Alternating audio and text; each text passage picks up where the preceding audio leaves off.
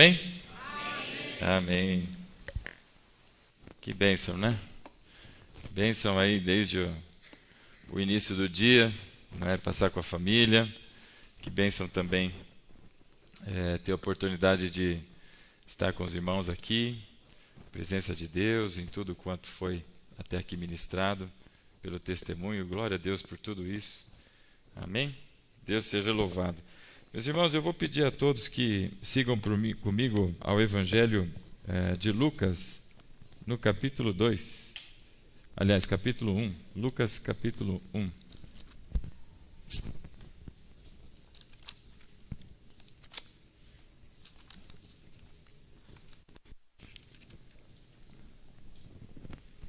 Evangelho segundo Lucas, no capítulo 1. Obrigado, irmão.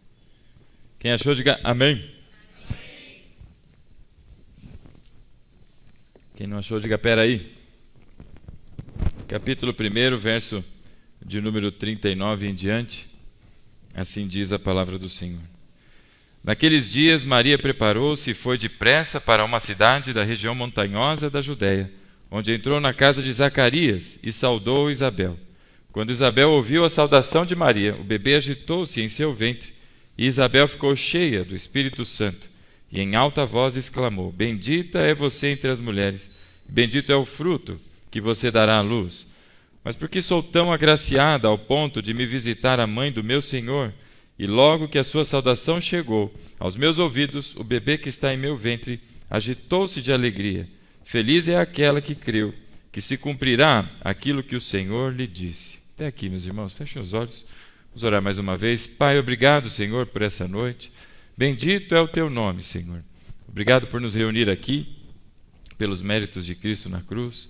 Que o teu Espírito Santo, Pai, continue a se manifestar, Senhor. Que seja o Senhor a falar conosco. É o que nós lhe pedimos. E desde aqui te agradecemos, em nome de Jesus. Amém e amém. Amém, meu irmão? Amém. Glória a Deus. Comeu bastante coisa hoje. Um almoço diferente, né? Dia dos Pais. Coisa gostosa, né? E assim a gente seguiu o dia. Em função de ser Dia dos Pais, e aliás aos papais aí, meus, parabéns aí a todos os papais, que Deus abençoe no seu ministério, no seu sacerdócio, no seu lar, em nome de Jesus. Eu queria te fazer uma pergunta. Você que tem filho, e você que ainda não tem filhos, mas que sonha e almeja em ter filhos, não é? Tem no seu coração de que um dia Deus lhe abençoe com uma prole, que sejam 10 filhos, aleluia.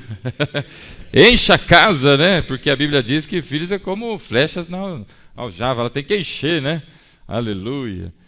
E deixa eu te fazer uma pergunta. Quando você pensa acerca de futuro, para os seus filhos e para aqueles que ainda virão, os teus filhos que ainda virão, o que é que você pensa sobre eles, né? O que é que lhe vem à cabeça? Eu me lembro quando, ainda recém-casado ali, pensando nesse negócio de filho e tal, né? Não que tivesse a pressão da família, cadê as crianças, mas, fica aquele negócio, você fica pensando, né? Jamais eu imaginaria o Rafael e a Rebeca como eles são, né? Pensava em crianças agitadas, mas não estão. Não é? E você vai sonhando e pensando com o futuro deles, e eu penso que, como diz a palavra, ainda que o pai, quando pede pão de pedra ou coisas assim, aliás, o inverso, nós não temos condições, ou pelo menos não a predisposição a fazer coisas ruins para as crianças, Eu fico pensando que todos os pais, não só os pais, mas também as mães, pensam e sonham coisas boas, e um futuro aos seus olhos brilhante para o seu filho e para a sua filha, Pelo menos essa é a minha experiência. Eu vejo o meu filho nerd do jeito que ele é, já lá na frente o que haverá de ser esse rapazinho. A minha menina também, com toda a inteligência e a esperteza que ela tem, onde é que Deus vai conduzir? Mas se tem algo que eu penso, acredito, não passa no seu coração, não passa pelo menos no meu, é que essa criança se afaste do Senhor, de que essa criança cresça num caminho que não seja o caminho de Deus. Ou tem algum pai aqui que sonha que o seu filho vá para o inferno, que sonha que o seu filho, não é, ande em todos os caminhos, menos os do Senhor. Tem algum louco aqui? Não, né?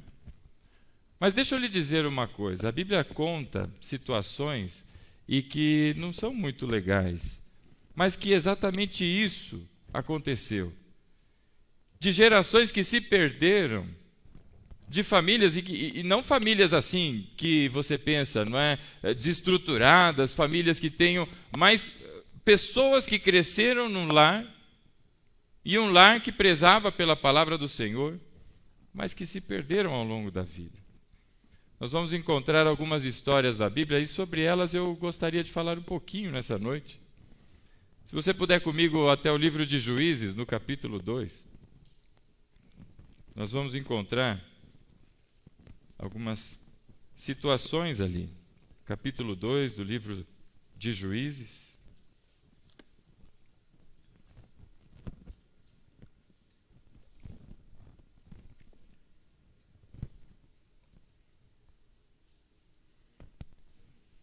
Vamos ler do verso 6 em diante, olha só o que é que diz a palavra do Senhor. Depois que Josué despediu os israelitas, eles saíram para ocupar a terra e cada um a sua herança. O povo prestou culto ao Senhor durante toda a vida de Josué e dos líderes que sobreviveram a Josué e que tinham visto todos os grandes feitos do Senhor em favor de Israel. Josué, filho de Num, servo do Senhor, morreu com a idade de 110 anos. Foi sepultado na terra da sua herança, em Timnat-Heres, nos montes de Efraim, ao norte do monte Gaás. Depois que toda aquela geração foi reunida aos seus antepassados, surgiu uma nova geração que não conhecia o Senhor e o que ele havia feito por Israel. Então os israelitas fizeram o que o Senhor reprovava e prestaram culto aos Baalins. Até aqui. Meus irmãos, o que Juízes conta para nós aqui, a partir do capítulo 2, é um momento da história do povo de Israel de um grande desvio, uma mudança na rota e no seu caminho. Se você não conhece o livro de Juízes, eu queria convidá-lo a estudar o livro de Juízes, porque ele está aí com um propósito. O livro de Juízes, apesar de ter narrativas bem difíceis como os últimos capítulos, e que muitas pessoas perguntam por que esse livro está na Bíblia. E você que gosta de seriado de Netflix, vai ler Juízes que você vai ver que é mais divertido. Juízes está na Bíblia para mostrar para você e para mim o que acontece com o homem que se afasta de Deus. O caminho tortuoso e todas as atrocidades que um ser humano é capaz de fazer quando ele se afasta de Deus. É por isso que esse livro está aí. E por isso ele é muito importante. Nós vemos aqui na narrativa do capítulo 2, a figura de Josué. As pessoas, o povo saiu do Egito na liderança de Moisés e na sequência com Josué, entram na terra prometida. E a Bíblia diz que durante todo o tempo em que esteve Josué com eles, o povo cultuava, prestava culto ao Senhor. Veio o filho de Josué, a descendência seguinte de Josué, e estava ali ainda o povo, mas na terceira geração, como você pode ver no verso 10. Leia aí comigo, irmão. Verso de número 10. Depois que toda aquela geração foi reunida aos seus antepassados, ou seja, Josué e os seus descendentes, primeiro, não é? De primeira geração ali, ou segunda, a partir de Josué, surgiu uma nova geração, a terceira depois de Josué, e que não conhecia o Senhor, tampouco os seus feitos. Meus irmãos, hoje é dia dos pais, não é? E o pai, ele tem um papel bastante importante. Sem dúvida nenhuma, a mãe, em conjunto, na educação dos filhos. Mas é por isso que são dois e não um. Porque há ali trabalhos que são compartilhados, onde seja o marido que ajuda a esposa ou a esposa que ajuda o marido. Existem papéis que são dados. E ao homem, meu irmão, há uma grande responsabilidade no seu lar. E essa responsabilidade é sobre a pregação do Evangelho na sua casa.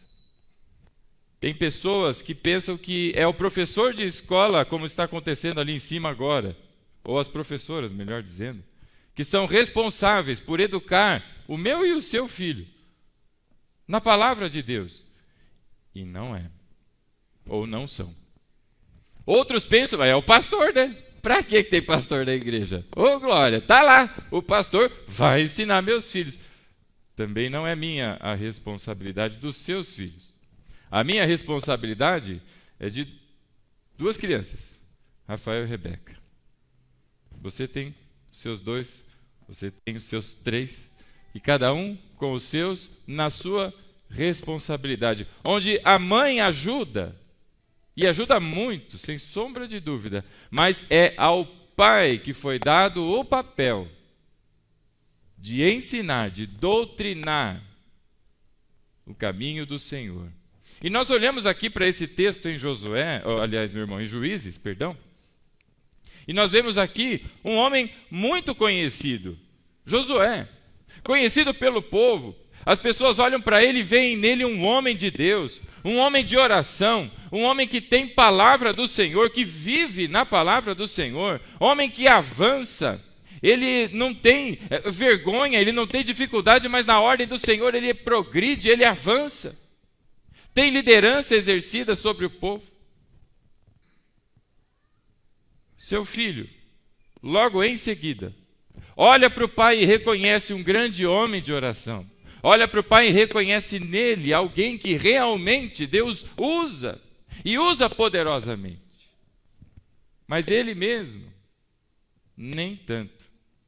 Note que passa muito rápido quando fala sobre a descendência de Josué. Mas em seguida, a terceira geração a partir de Josué. Meu irmão, 3 gerações de um homem que viveu 110 anos.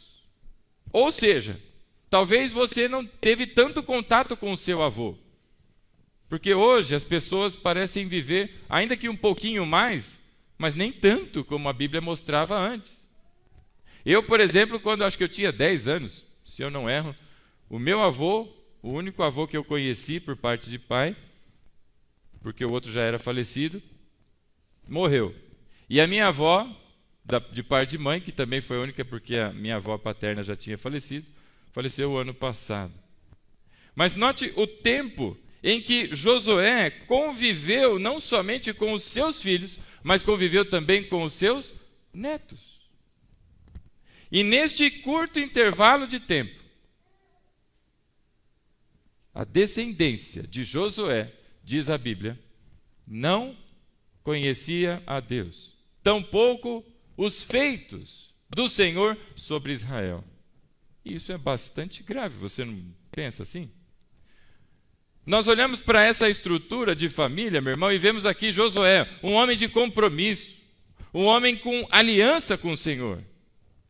E nós vemos o seu filho, a sua descendência direta, a primeira geração, como alguém que, papai valoriza bastante a igreja, né? Papai é bom, na hora de orar, papai ora por mim, mas eu mesmo não oro. Papai ora aqui por mim que eu estou precisando, mas eu mesmo não oro. Não me estabeleci, não busquei refúgio, como foi dito aqui no momento da oferta, no Senhor.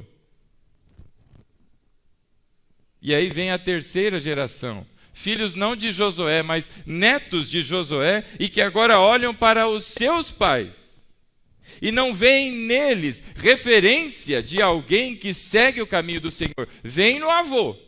O avô é homem de Deus, vovô é, mas papai é.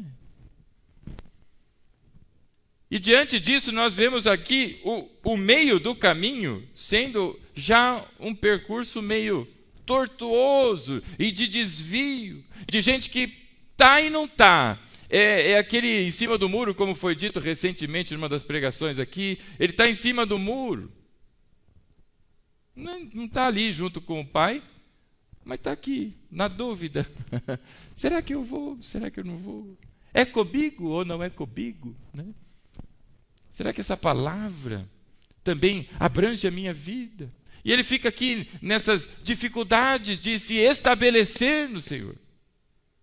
O resultado, meu irmão, disso é uma geração pagã.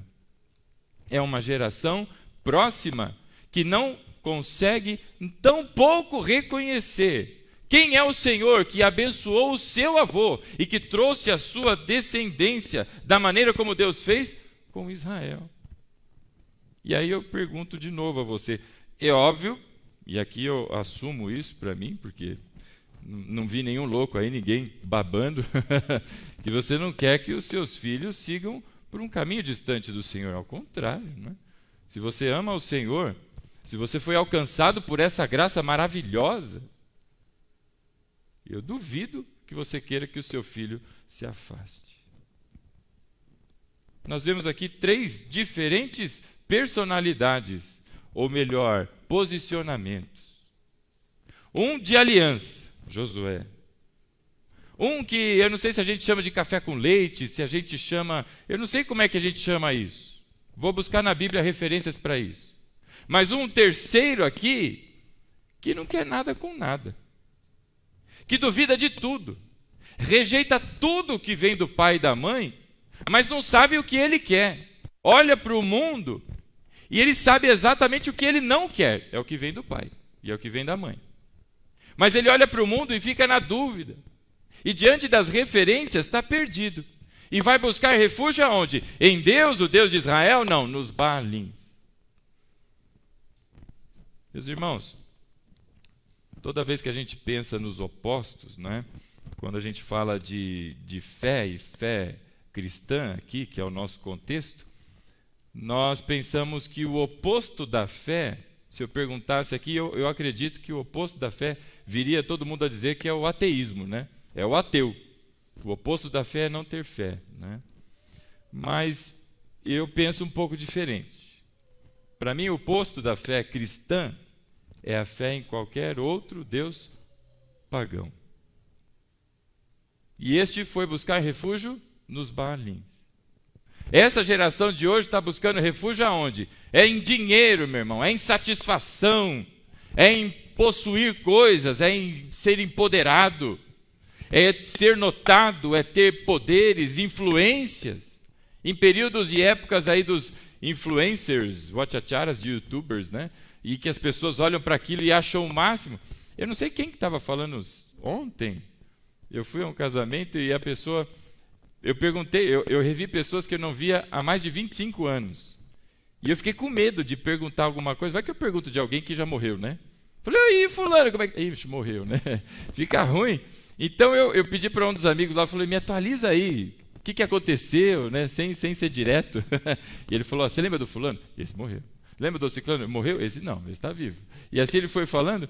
E aí me ocorreu alguém, e eu perguntei, e o X lá, o Huguinho, como é que ele está?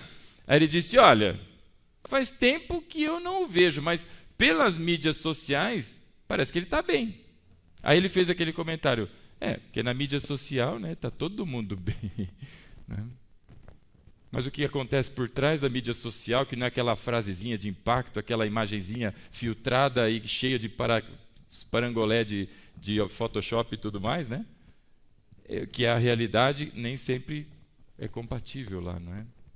Então nós vemos aqui o resultado de uma geração que não se estabelece, que não se firma no Senhor. É uma terceira geração, meu irmão, desviada.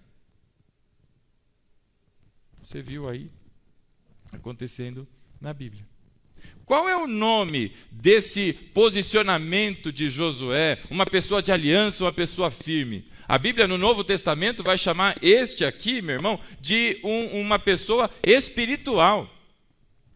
Uma pessoa que valoriza os princípios de Deus, coloca o Senhor à frente de todas as coisas e não a sua vontade, mas Deus, o seu chamamento. É uma pessoa espiritual. Isso em 1 Coríntios, Paulo diz que este é um ser, uma pessoa espiritual, um crente espiritual. E o filho que nem cá, nem lá, está meio assim, vou, não vou, tem hora que está na modinha, tem hora que vira crente, no sábado você acha que ele não é crente, no domingo ele veste roupa de crente, na mídia social parece que ele fala coisas decentes, mas na roda dos amigos já fica indecente. Você não sabe o que é aquele negócio ali.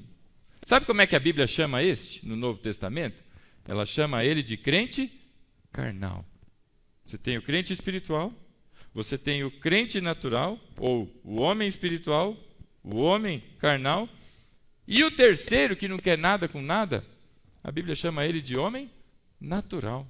Não nasceu de novo, não conheceu a palavra do Senhor.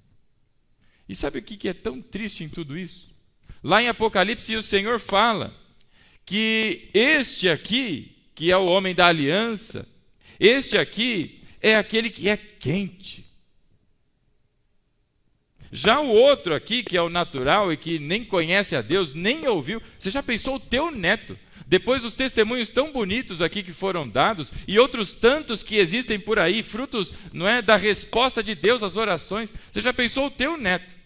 Depois de tudo que Deus fez na tua vida e conduziu a tua família até aqui, o teu neto não conhecer quem é o Deus que curou, que salvou. Você já pensou nisso? Coisa triste. A Bíblia chama este aqui no Novo Testamento, em Apocalipse, de frio. De um lado você tem o quente e do outro você tem o frio. O que sobrou no meio? O morno. E o que a Bíblia diz que Deus fará com o morno? Pode falar.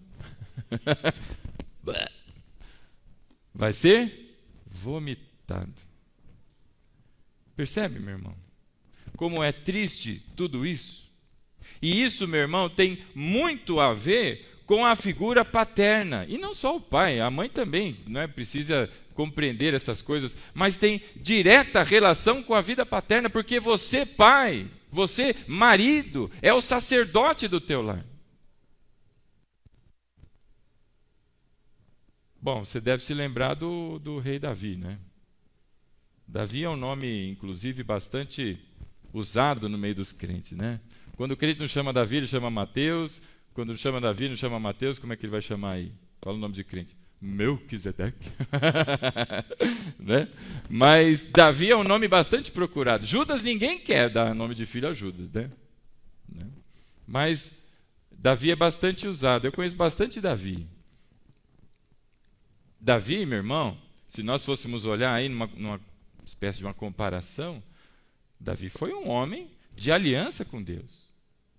Ele errou, não errou? Claro que sim. Você conhece a história. Assassinato, não é? Abuso de poder e abuso de poder em uso sexual do seu poder ali. Mandante de assassinato. Olha a ficha do Davi.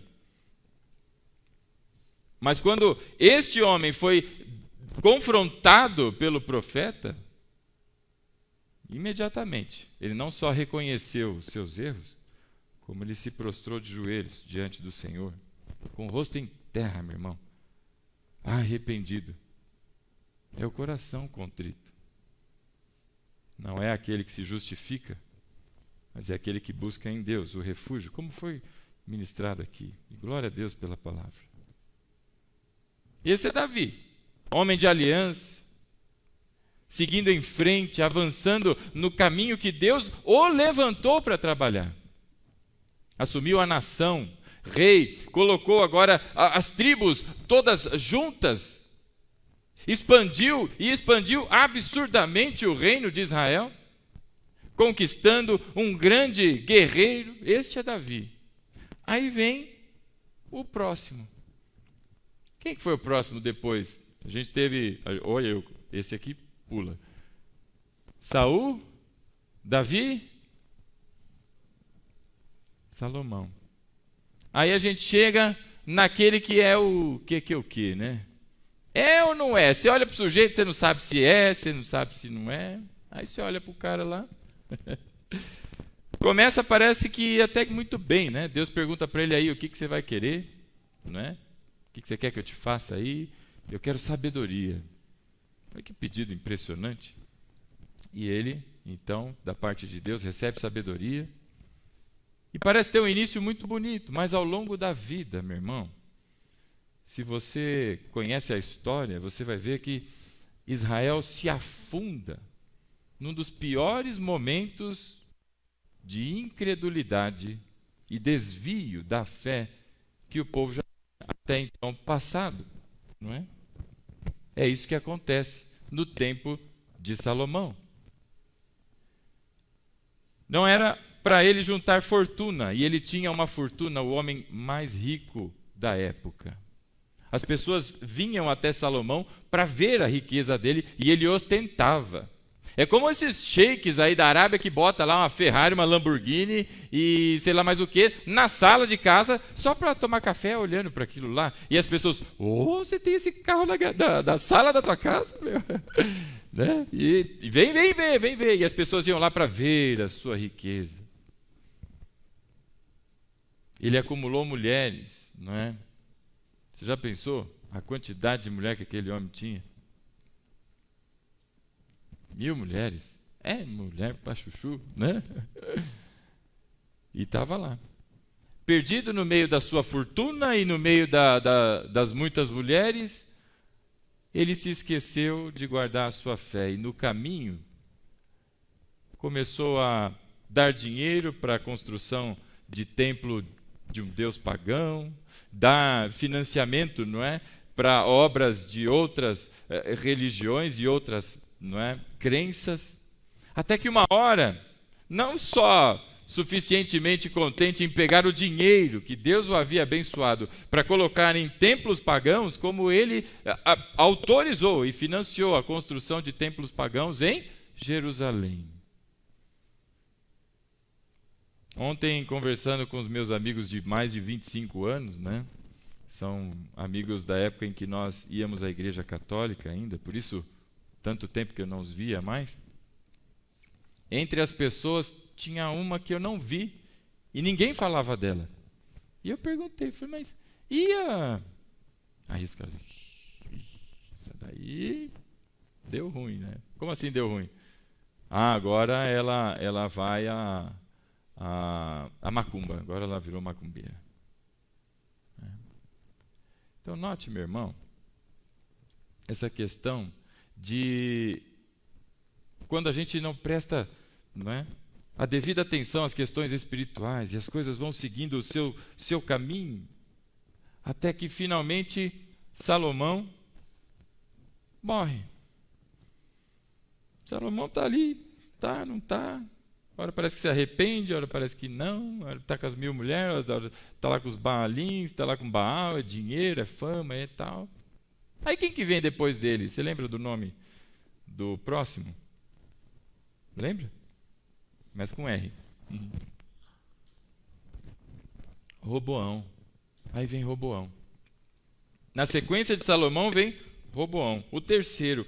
Esse aqui que não conhece a Deus, não ouviu falar, não tem a mínima noção, e se tem e se ouviu falar, nem quer saber, que dane-se. Este que foi o que estabeleceu o meu avô, o rei Davi, o grande rei Davi, não importa. Esse aqui na sua loucura, na descendência do seu pai, é tão louco, que tudo aquilo que fez Davi de juntar as 12 tribos e de expandir o reino, ele, no início do seu mandato, como rei da sua monarquia, ali, do seu reinado, divide as tribos. E aí você tem 10 tribos para um lado e outras 2 para outro. A sua crise e as suas dificuldades em compreender Deus, em compreender e perceber Deus nas coisas, e ouvir e obedecer a sua palavra foi tamanha, a ponto de que agora, não só ele, a sua vida fosse impactada, mas a nação agora foi impactada. E seguiu para um outro caminho. Não é? Sabe, meus irmãos, essa questão ela é bastante sensível para que a gente note a importância e a responsabilidade que nós temos na educação das nossas crianças. E antes de que chegue nas nossas crianças, o cuidado que nós temos com a nossa própria vida espiritual. Porque enquanto andamos aí perambulando, vou, não vou, sou, não sou e o quê, as crianças hoje estão aprendendo comigo e com você. E como é que elas aprendem? Elas aprendem, não é? Escutando com os olhos. Elas aprendem observando os exemplos. E aí é muito fácil chegar e falar, não, você vai à igreja. Ah, menino, você vai arrastado, não é? E você já ouviu aquela história de que assim, se ser crente é ser isso, e aponta para alguém, né? Eu não quero ser crente. Quando alguém diz alguma coisa semelhante a isso, para quem dos três aqui parece que está apontando? É para Josué, para o filho de Josué ou para o neto de Josué? É o neto apontando para o pai dizendo, se ser crente é ser igual a você, eu não quero e por isso rejeito. Agora, quando se olha para a vida do avô, a história muda. E aí nós vemos, por exemplo, não é, a história de Abraão. Abraão levantado por Deus, com o propósito de agora não só formar uma nação, mas de ser agora este o caminho para a vinda do Messias. E Deus levanta Abraão, o homem que se estabelece na palavra, se estabelece na fé, cumpre rigorosamente as coisas que Deus fala. Você vê o início da sua caminhada, ele e a esposa tendo dificuldades, às vezes ele tentando usar de subterfúgios aí como mentira para se livrar de problemas, porque Sara devia ser lindona, porque todo mundo queria namorar com Sara lá. Ele fala que é minha irmã, hein? Fala que você é minha irmã, você não é minha mulher não. Não me arruma problema, hein, mulher? Né? Mas ao longo da sua caminhada ele vai percebendo o poder de Deus e vai dependendo dele. Um homem chamado pai da fé, meus irmãos. Um homem que andou, não é, nos caminhos. E de repente vem o seu filho. O primeiro, o filho da promessa. E aí deixa eu te perguntar, o que é que você sabe da vida de Isaac? De Abraão você sabe bastante coisa. Deus pediu para ele o filho, você conhece a história, você sabe a história dele com a serva lá, Agar, você sabe a história de Ismael, você sabe de onde ele saiu, para onde ele foi, com quem que ele lutou, os reis lá, os 4 reis lá que ele lutou para salvar o seu sobrinho, você sabe bastante coisa dele, não é? E como Deus não só o usou, e como ele confiou em Deus. Agora, o que você sabe de Isaac? Hã? Você sabe tanto quanto eu, que ele é filho de um grande homem e foi pai de um grande homem, o Jacó. Mas ele... E aí você olha para a vida do filho dele, Jacó, não é? O nome Jacó é enganador, você já entendeu aí a questão e a situação. Um garoto que nasce ali envolvido numa trama para tomar a primogenitura do seu irmão. Não é à toa que ele ganha esse nome, então, Jacó. E segue a sua vida até que um dia ele tem um encontro com o Senhor no vale de Jaboque. Veja, meu irmão, qual das 3 cadeiras aqui, ou qual dessas condições de posicionamento você se encontra? E assim, cada um olhe para a sua própria vida, não é? Porque é fácil olhar para a vida do marido ou para a vida da esposa, né? Falar, tá vendo? O pastor está falando com você. Mas é comigo e com você. Eu acredito que Josué jamais, sendo uma pessoa tão ativa, uma liderança forte em Israel, imaginaria que os seus netos nem sequer saberiam quem era Deus. Eu não tenho aqui comigo que ele sonhou com isso, ou que ele fez de propósito. Não vou falar de Deus para os meus netos. Não vou. Se quiser conhecer, vá à igreja. Eu não acho que tenha sido dessa maneira. Por isso, você é o espiritual, você aqui é o carnal, ou é o natural?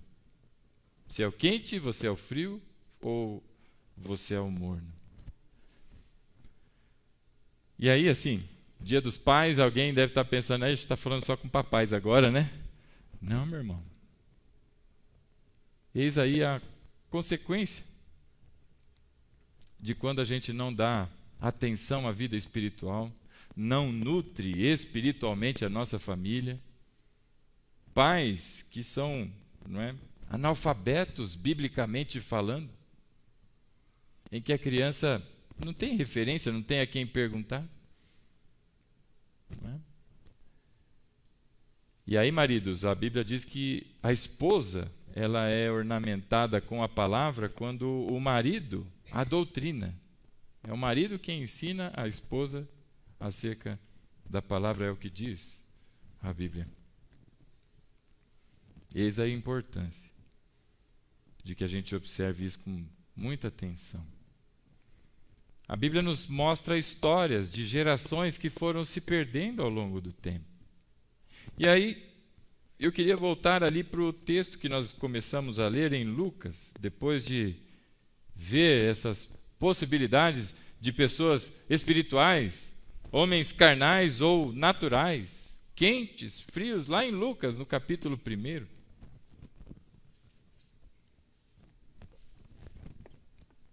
Acontece uma visita. Você se lembra da história certamente? Maria é anunciada pelo anjo de que ela seria, não é, aquela a que daria luz ao Salvador, ao Messias, ao Filho de Deus. E o anjo diz que uma das suas parentes ali, a Isabel, estava grávida. E na cabeça dela talvez, não é, mas como é que isso vai acontecer? Primeiro, eu não tive relações com ninguém, como é que eu vou, não é, ficar grávida? E outra, Isabel, essa minha parente, não é estéril, já está com uma certa idade, ela e Zacarias até hoje, né? Como é que essas coisas vão acontecer, não é? E no meio de um mundo, meus irmãos, todo distorcido, no meio de um lugar todo, enfim, conduzido de maneira diferente, existe a mão de Deus atuando em todos os detalhes. Existe a mão de Deus conduzindo a minha vida e a sua vida. E aqui um momento em que Maria finalmente sai de onde está e vai visitar essa sua parente, a Isabel. E eu penso que não na dúvida, não na tentativa de ver se o anjo estava certo ou não, mas para se alegrar com ela, por aquilo que o anjo disse que faria, não só com ela, Maria, mas também com a sua família.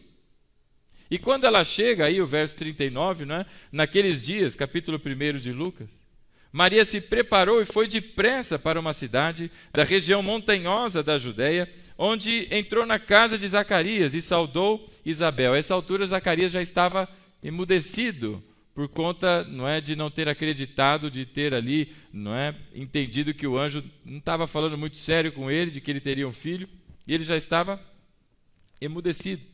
E saudou Isabel. Quando Isabel ouviu a sua saudação, não é, diz o texto aí, o bebê agitou no ventre e Isabel ficou cheia do Espírito Santo. Note isso, Isabel não fala de si mesma, ela não fala do que ela, ao ver Maria, mas pelo Espírito, é por isso que ela foi cheia do Espírito. Agora ela diz, bendita é você entre as mulheres, Deus te abençoou entre todas essas mulheres, e bendito é o fruto que você dará à luz. Este que está no seu ventre, é o Salvador, é o Filho de Deus, é o Emanuel, o Deus conosco, não é? E ela fala isso cheia, não é, do Espírito Santo, e por isso diz dessa maneira. E ela diz, mas por que eu sou tão agraciada ao ponto de vir me visitar a mãe do meu Senhor? E logo que a saudação chegou aos meus ouvidos, o bebê que estava no meu ventre se agitou de alegria. Acontece esse encontro maravilhoso, meu irmão, que Deus promove. Deus conduz Maria até lá para visitar Isabel, e Isabel ali sente a presença do Espírito, e tudo isso é obra de Deus. Quando nós falamos sobre pai, nem todos têm uma boa experiência com o pai. Tinha um rapaz que frequentava aqui a igreja, ele não está mais com a gente, já faz um tempo. A sua noiva na época faleceu, muito nova, tudo uma história muito triste, uma história difícil. E ele era muito agredido pelo pai, a mãe era agredida pelo pai, o pai era muito violento, e a agressão não só verbal, mas física, uma série de coisas, não é? Uma vida muito difícil. Uso de drogas, bebidas, muito difícil. E todas as vezes que se falava de pai, ele dizia, pastor, eu tenho dificuldade quando chama Deus de pai, porque a referência de pai para ele é ruim. E ele olha para aquilo como sendo pai e olha para Deus, e ele foi muito trabalhado pelo Senhor, porque ele tinha dificuldade de olhar para Deus e chamá-lo de pai. Mas diferente dele, não é? Outros tantos têm uma experiência diferente, boa com o Pai. E consegue compreender quando a palavra chama Deus de nosso Pai. O cuidado, o zelo, como vai dizer o Senhor lá em Mateus, no capítulo 6, no verso 9, ensinando a oração do Pai Nosso. Pai nosso que estais nos céus, Pai nosso, nosso Pai, Pai de todos, aqueles que são nascidos de novo. E quando nós olhamos para a figura do Pai, meu irmão, nós vemos ali o início, então, de uma vida, não é? Porque para a criança, você certamente conhece aí o procedimento, para o nascimento de uma criança existe aí a comunhão do pai com a mãe, não é? E a criança vem a nascer. Então, existe ali o dom da vida, existe ali aquilo que Deus colocou, não é? Para que o homem sentisse e experimentasse essa sensação de ter filhos, de gerar filhos. Sendo nascida, obviamente, da mulher, mas a partir da relação com o homem. E quando nós olhamos aqui para essa visita, não é? É o Pai, o nosso Pai, quem deu este presente para todos nós, que é a vinda do Filho. A vinda de Jesus a este mundo. E ali Maria, cheia do Espírito Santo, não é? Aliás, Isabel diz, bendito é o fruto do teu ventre.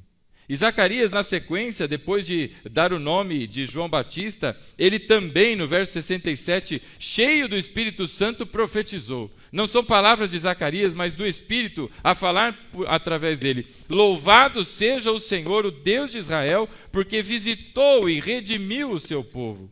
Ele promoveu poderosa salvação para nós, na linhagem do seu servo Davi, como falara pelos seus santos profetas na antiguidade, salvando-nos dos nossos inimigos e da mão de todos os que nos odeiam, para mostrar a sua misericórdia aos nossos antepassados e lembrar a sua santa aliança, o juramento que fez ao nosso pai Abraão, resgatar-nos da mão dos nossos inimigos, para servirmos sem medo, em santidade e justiça diante dele todos os nossos dias. Deus envia o Senhor Jesus para que agora nós pudéssemos servir ao Senhor sem medo, em santidade e justiça, diante dele, todos os dias. Porque é o nosso Pai, meu irmão, que nos gerou e nos trouxe a vida. Quantos aqui foram lá na fila no céu e disseram, eu estou a fim de nascer, o senhor me dá a benção aí? Se você quer alguma coisa, você vai no poupa-tempo e você entra lá com os pedidos e se resolve. Alguém foi lá no poupa-tempo do céu e falou, eu estou a fim de nascer? Ou de repente, não é, Deus, pela sua vontade, nos trouxe a esse mundo, não é? Ninguém escolhe nem a família e nem o nascimento.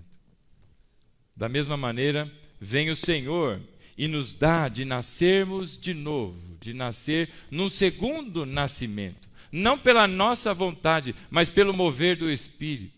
Como disse Jesus a Nicodemos, é necessário nascer de novo, senão não vai ver o reino dos céus.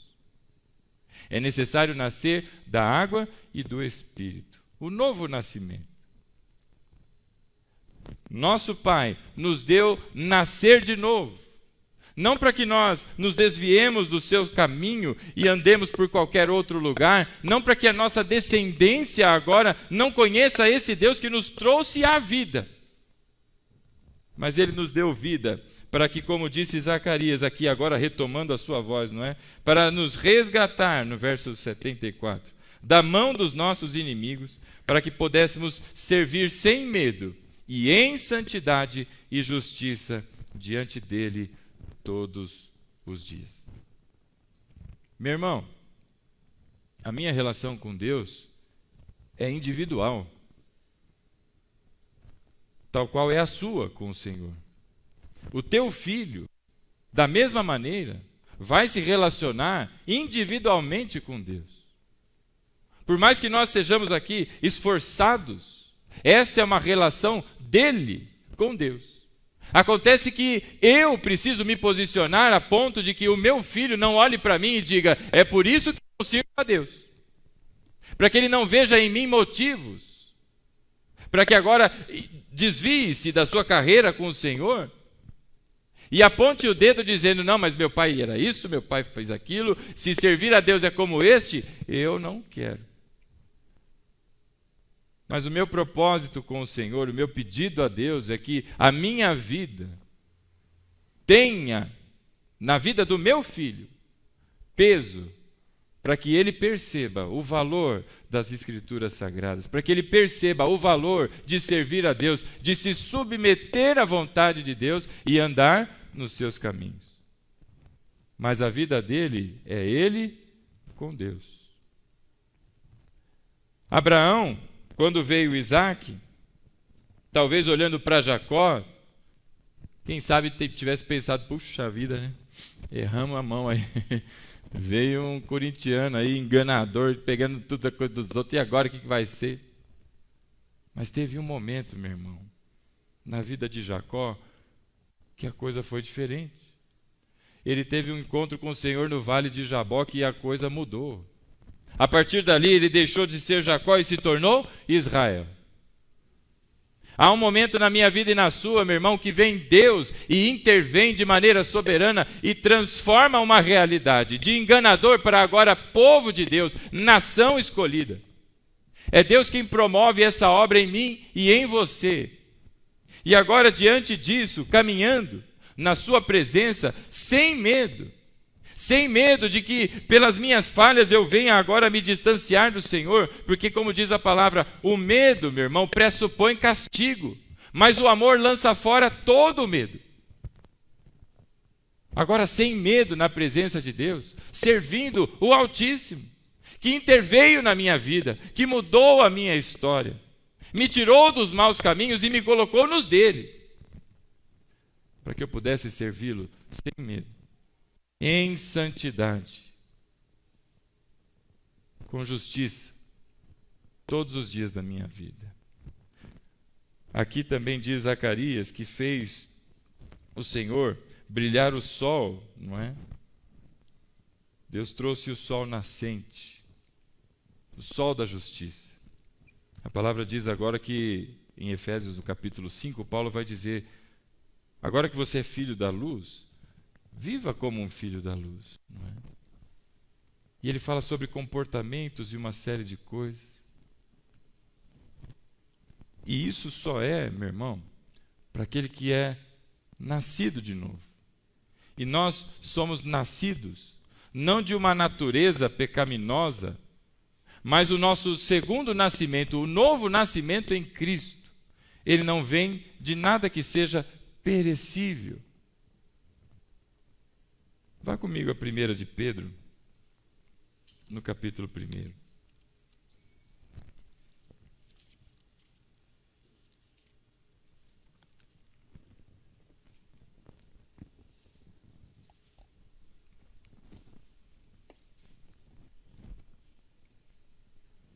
Olha o que diz Pedro, no primeiro capítulo, 1 de Pedro, capítulo 1, no verso 23.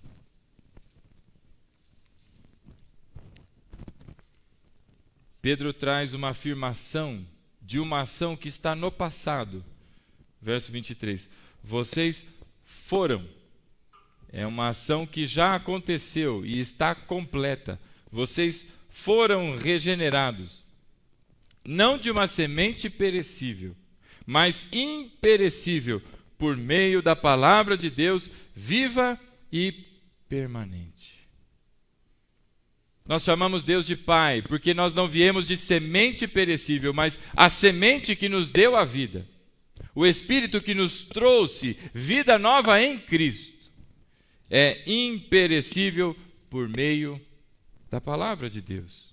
No verso 18 desse mesmo capítulo, diz Pedro, pois vocês sabem que não foi por meio de coisas perecíveis como prata ou ouro, que vocês foram redimidos da sua maneira vã de viver, mas transmitida pelos seus antepassados, mas pelo precioso sangue de Cristo, como de um cordeiro sem mancha e sem defeito, conhecido e com efeito antes da criação do mundo e revelado nestes últimos tempos em favor de vocês.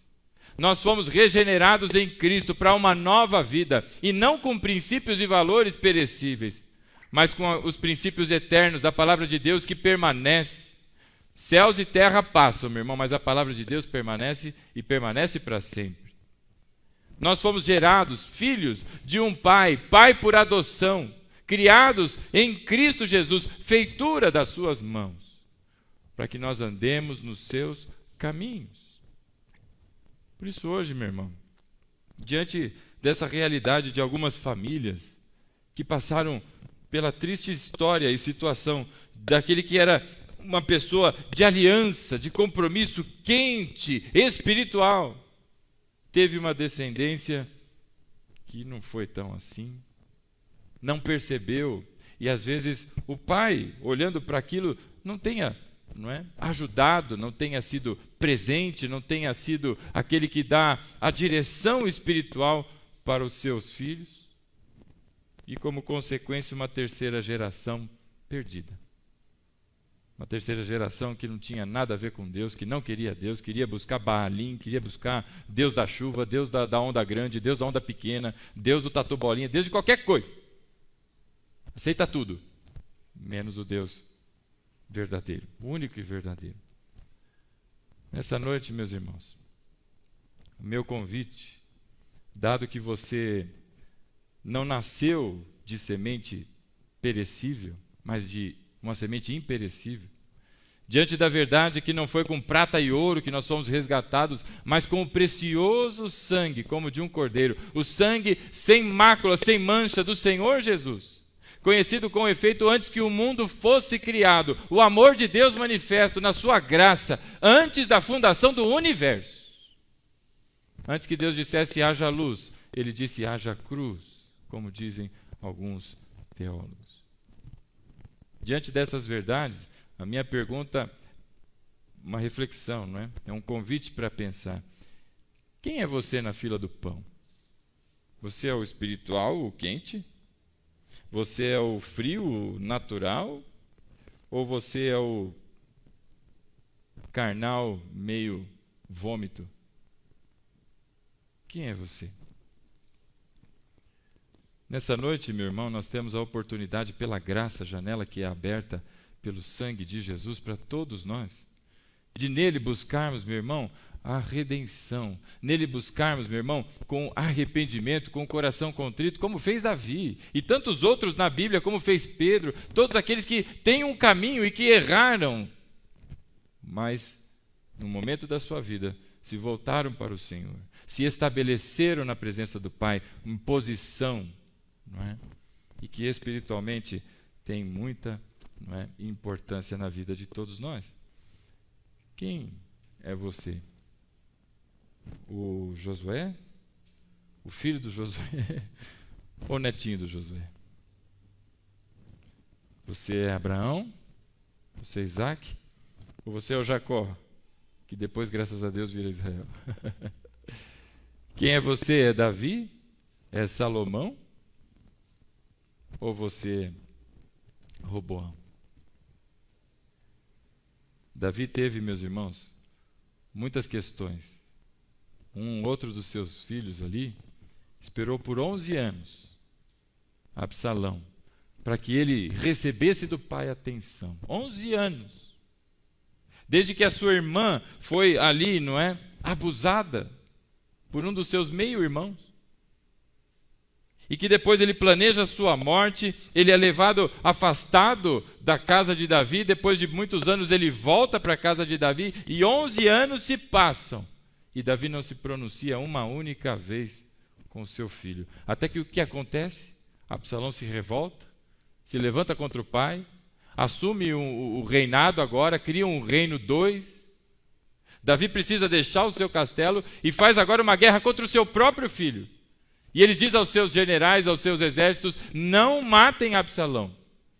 Até que finalmente Absalão, diz a Bíblia que era dono de uma juba muito grande, se enrosca numa árvore na fuga, e os seus soldados de Davi, o matam.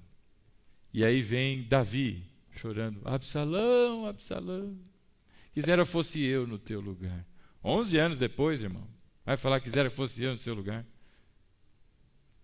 Quem é você na fila do pão, irmão? Você é o o quente, se é o morno, é o frio. Hoje é dia, pela graça de Deus, de nós buscarmos no Senhor posicionamento.